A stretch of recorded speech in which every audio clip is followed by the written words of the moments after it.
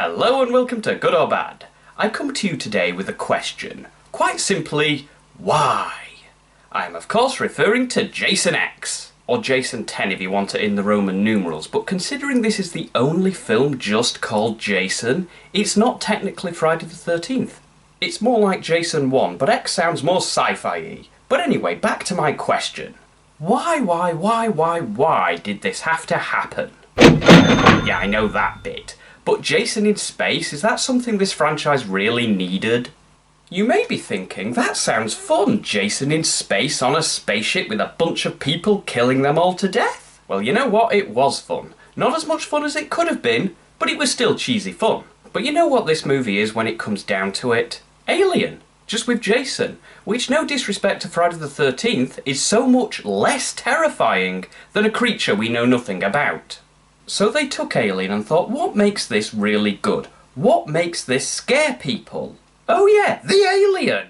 Let's rip that out and put Jason in there. But I've gone on long enough. Let's begin the movie. The year is 2010 and what? Wait a minute, there's a Crystal Lake research facility? Did they pin Jason down and just build it around him? Well, I suppose it's smart really, because if he escapes, he's not going to go very far.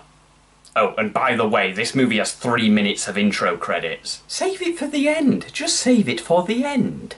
But on the upside, at least the visuals were good. Okay, we find out Jason Voorhees, played by Kane Hodder, is awaiting cryogenic suspension, which of course means he is chained up in a very large dark room with only one guard watching him. Who isn't even armed. Well, he might have a pistol or something, but it's Jason Voorhees, that's not going to do anything. Aren't they supposed to know how dangerous he is by this point? They have captured and studied him, and they have had 9 films in which to see how goddamn immortal he is. You would think they would lock him up in a steel, no titanium, chamber which is brightly lit and surrounded by armed guards and turrets at all times. In Jason Goes to Hell they had more common sense than this.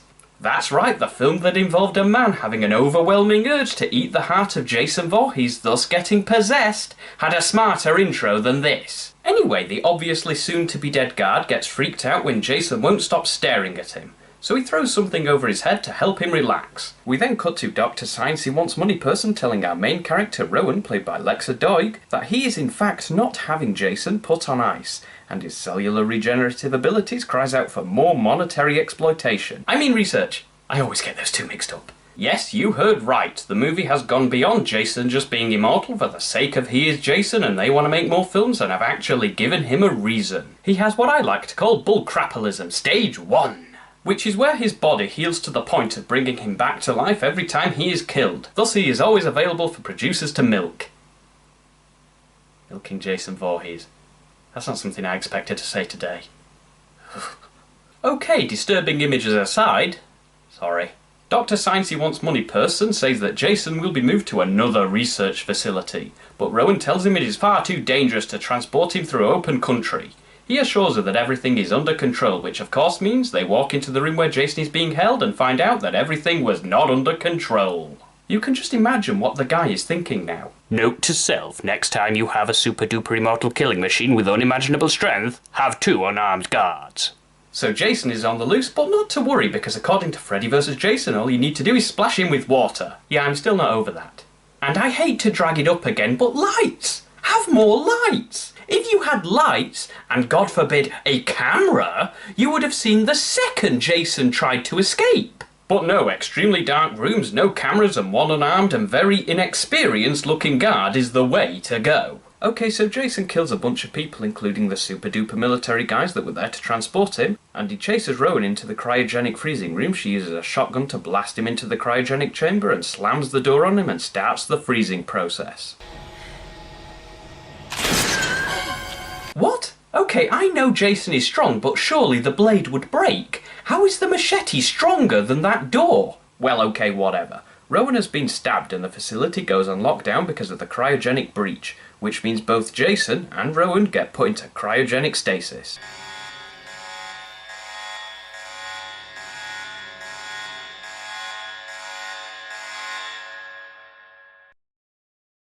A long time in the future, in exactly the same location, a desperate sci-fi joke is made. What? I've had a long week. The movie started it. The year is 2455 and a bunch of high-tech explorers. Who am I kidding? It's a professor, a bunch of students and... oh yeah, the android. Well, it's 2455, you have to have an android. They open the chamber and find Jason, who looks like he has a bit of a cold. Which is the worst joke I've ever made in my entire life, and I intend to move on and never speak of it ever again. They also find Rowan, who is in perfect condition for reanimation, which pretty much means they can bring her back from the dead with future sciencey equipment. Jason falls forwards and the machete claims some guy's arm, but not to worry because future sciencey technology fixes all. Unless you have a machete-wielding killer lurking around on your spaceship. Then you're pretty much screwed. They fix up the guy's arm and then reanimate Rowan, who responds by... remind me never to wake that person up during a deep sleep. They break the news to her that it is 2455, a bunch of other generic future stuff, you know, the Earth is uninhabitable, there's a new place humanity calls home. Wanna know what they call it? Earth 2? You know, I don't think it's possible to have a more boring and unoriginal name than that. The Professor, played by Jonathan Potts, goes to talk to someone over his find, specifically how much they're worth. It's always about money. Isn't the pursuit of knowledge and expanding one's mind enough? Mine! All mine! The Professor finds out that the girl is worthless, but Jason, on the other hand, someone would pay a lot of money for his preserved corpse. Speaking of that frozen and absolutely dead corpse who is currently being analysed by a professional, guessing the autopsy clothing regulations have changed since 2010. Jason seems to have thawed out and his blood, or at least I hope it's blood. Ugh, Jason milk. Anyway, it's dripping onto the floor, and Miss Not Alive Long Enough to Need a Name turns to see what the sound was, but then she goes back to continue with her work. Then his hand moves and she turns again to see what the noise was, but like the first time she shifts her attention back to her work. What? So Jason moving his hand slightly makes enough noise for her to hear, but Jason jolting upright doesn't catch her attention at all. Jason is pissed that she took his left eye out during the autopsy, despite having it back later in the movie. Yay for consistency! Anyway, he dunks her head into the all-new Insta-Freeze! Available at all good laboratory stores. The Professor is having a chat with Rowan, who despite being frozen for over 400 years is not disorientated at all. But anyway, the Professor is asking her about how she came to be in the cryogenic freezing room. She tells him that after they captured Jason, they tried to execute him many times and eventually thought if they couldn't kill him, they could at least try and contain him. So they were going to freeze him and, well, you know the rest. Rowan gets introduced to everyone, then she finds out they brought Jason on board. She tells them that Jason is far too dangerous and they should just get rid of him, but the Professor assures her that it's safe. And I have to say, I love this scene. It is one of the funniest transition scenes I have ever seen in a horror film. It might just be me and a weird sense of humour, but I think it's funny. He is an unstoppable killing machine. He's not dead. Believe me, he's definitely dead. Show me. Okay, so Sergeant Brodsky sends the Professor and all his students to a lab while he gathers his team to hunt down Jason. Oh, but before that, Jason naturally homes in on two students who have just finished having sex. Old habits die hard, I guess. Jason kills the guy and drags him off somewhere and leaves the girl alive because... she wasn't ready for killing? So the girl finds the rest of them at the lab and they are all safe and sound while the grunts hunt him down. But not before we see the holodecks, where one of the students and one of the grunts are messing around killing really bad CGI aliens, until Jason interrupts them so they end the game and then get killed. Horribly. To death. Okay, now the grunts are properly hunting them down and they find Jason just in the nick of time as he was about to kill the engineer, so they open fire.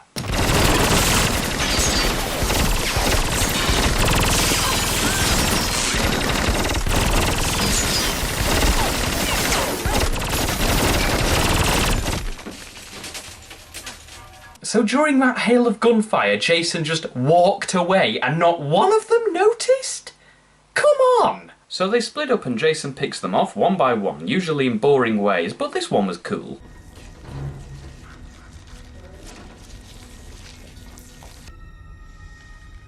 He's screwed. One of the grunts thinks he has beaten Jason, but he makes the mistake of being cocky and turning his back.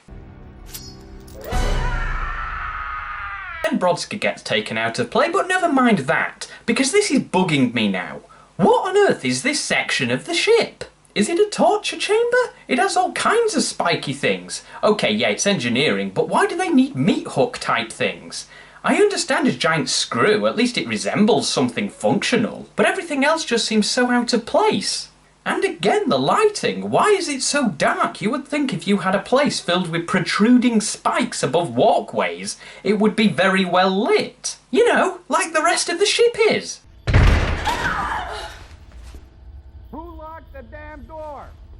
The gang get a little bit of a scare when the engineer comes knocking to seek sanctuary. So they all sit there depressed for a moment, but the professor reassures everyone that there's 60 trained men waiting to deal with Jason on the space station they are about to get to. But Jason kills the pilot. Laris to Grendel.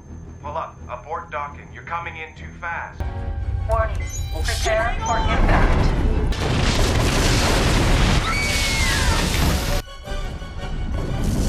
It's all right. We just overshot it. We'll turn around and go back. Now hang on a moment. You're telling me a spaceship just crashed into a huge space station, but the spaceship only suffered minor damage, and the station was utterly obliterated? On one hand, the suspension of disbelief is becoming increasingly hard, but on the other hand, well done, Jason, you've just topped every single kill count in all the other movies added up. A round of applause. Just me? Okay then. I'm so lonely. They assess the damage to their ship and find out that they are stuck. They have life support but no means of propulsion.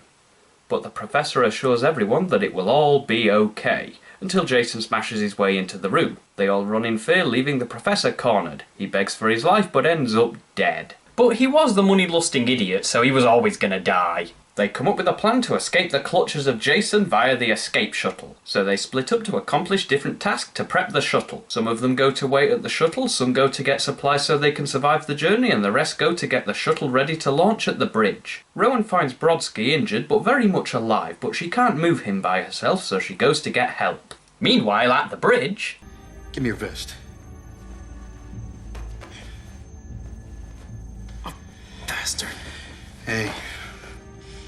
Lucky you weren't alive during the Microsoft conflict. Yeah, things got really nasty when they removed the taskbar. They start to fuel the shuttle, but the engineer gets killed and one of the students panics and locks herself in the shuttle. They plead that she opens the door, but she goes mad and tries to launch the shuttle with the fuel line still intact. Now what? Now basically we die. Okay, that was good. But don't worry, the android has been given an upgrade. After being given something else, but the less said about that, the better. Gave her an upload. Yeah, we know that already. Afraid I'm gonna have to hurt you now. Cam! Now that would have been a funny way to end that. But no, the android comes back and kicks the crap out of Jason. Okay, we have seen the grunts use those guns on him, but they did nothing. Were they using the wrong setting or something? The most bizarre and over-the-top cheesy scene of ass-kickery to have ever been filmed continues until Jason gets his head blown off, and they leave him for dead on an operating table. Smart move considering you know he has regenerative abilities.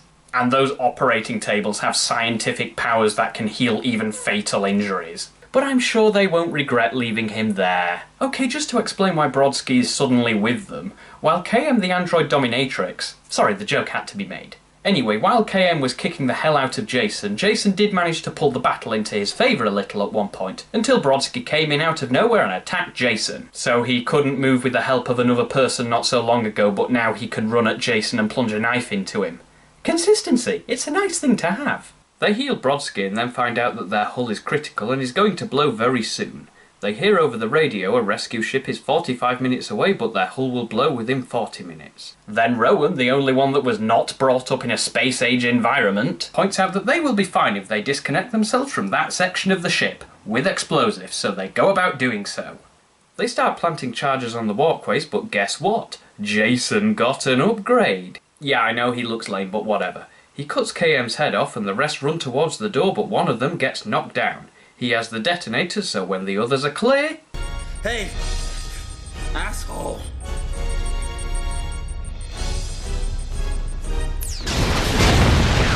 The rescue ship docks, and I guess that's the end of Cyborg Jason. He's floating off in space somewhere, and I suppose this is the end of the...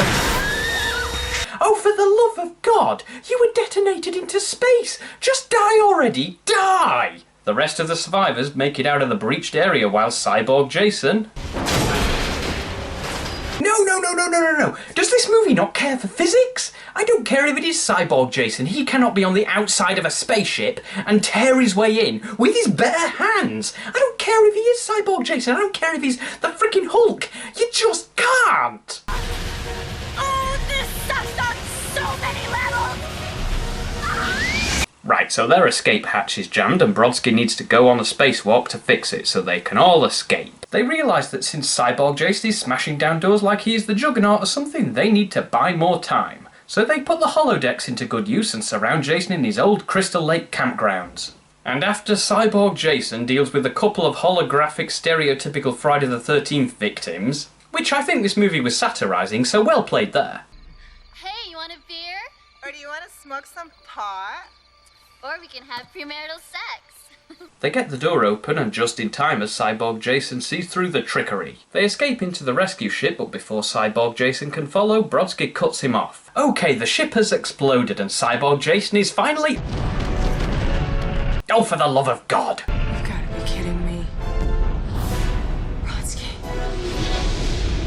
Wait, what? Okay, I can see how Cyborg Jason was propelled from the explosion even if they are beating a dead horse. But how did Brodsky swing by that way? How is that possible? This makes no sense! Right, just to end it. They are completely safe and Brodsky and Jason fly into Earth 2 into a lake at a campsite of all places. Ooh, it ends where it all began. I guess, well, whatever, the movie's over. It was stupid. It was ridiculously stupid. But when you get past all the what the hell moments, it's just cheesy fun. It's worlds apart from the other Friday the 13th movies, and you know what? It's not really a Friday the 13th movie, is it? It's a Jason movie. You see, even the title of this film didn't want to insult that series with this movie. So to sum up, the effects are terrible, CGI gore is laughable, and in fact CGI anything in this movie is pathetic. Some explosions aside, it's full of bland, forgettable characters, the acting is again bland and forgettable, and the whole thing is just mediocre, which is the perfect word for it.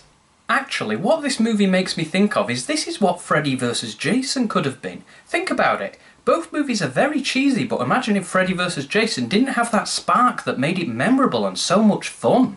So really, I have to be thankful that out of the two early 2000s movies featuring Jason, it was this one that ended up like this. Not Freddy vs. Jason, which it easily could have been. Better to only insult one killer than two. There's one last thing I want to talk about before I end this review, which is...